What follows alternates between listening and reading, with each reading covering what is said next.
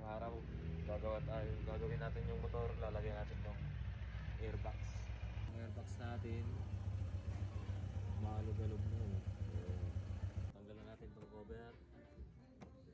Wala, ito lang natin. Ito sa battery screw. Yan. 10mm lang yan, mga kapsat. Tanggalin muna natin itong battery para matanggal natin itong case. Guys, nabaklas natin. Ito tatanggalin natin.